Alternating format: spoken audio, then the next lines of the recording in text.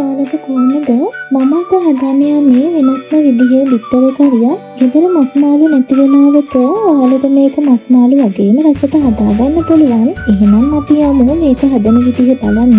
මම මේක හදන්න බිත්තර 4ක් අරගෙන තියෙනවා. බිත්තර 4 කඩාගෙන බෝල් එකකට දාගෙන තමයි තියෙන්නේ. දැන් මම මේකට තොම්මිරිස්කුරු තේ හැඳි භාගයක් දාන්නවා.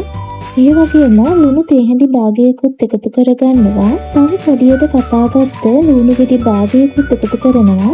ඊළඟට මම මේ විදිහට බීට් කරගන්නවා. සාමාන්‍යයෙන් මේක විනාඩි 3-4ක් හොඳට මික්ස් වෙන්න ඕනේ. මොකද එතකොට තමයි අපි හදන කරියක ගොඩාක් රස වෙන්නේ. කරියක හදන්න කලින් අපි මේ බිත්තර මිශ්‍රණය හොඳට ස්ටීම් කරගන්න ඕනේ.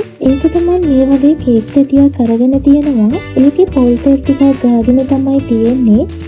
ඊළඟට මම හදාගත්ත බිත්තර මිශ්‍රණය තැටියට දාගන්නවා. දැන් ඇලුමිනියම් කොයිල් එකකින් මේ ටික වහගන්නවා. හරි, අපි මේක ස්ටීම් කරගමු. ඒකට මම රයිස් කුකර් එකට වතුර දාගෙන ටිකක් රත් කරගෙන තියෙන්නේ. ඊළඟට ස්ටීම් එකෙන් මේක තියාගෙන විනාඩි 20-25ක් විතර හොඳට ස්ටීම් කරගන්නවා. මේ තියෙන්නේ දැන් විනාඩි 20කට විතර පස්සේ මම දැන් ඉරටුවකින් පොඩ්ඩක් ඇනලා බලනවා ස්ටීම් වෙලාද කියලා. ඉරටුවේ කිසිම දෙයක් ඇලිලා නැත්නම් මේක හොඳට ස්ටීම් වෙලා තියෙන්නේ. හරි, දැන් මම මේ විදිහට කෑලි කපා ගන්නවා.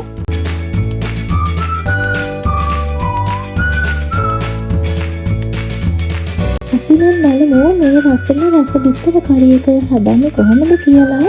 මුලින්ම මේ වගේ භාජනයක් ලිපේ තියලා ඒකට තෙල් මේස හැඳි දෙකක් දාගන්නවා. තෙල් ටික රත් වීගෙන එනකොට තලාගත්ත සුදු ලුණු බික් 4ක් සහ තලාගත්ත ඉඟුරු කැපැල්ලක් එකතු කරගන්නවා. ඊළඟට කපාගත්ත ලුණු ගෙඩි භාගයක් වගේ එකතු කරනවා. පරිපින්ත සහ රම්පස් වාටයකුත් එකතු කරගන්නවා.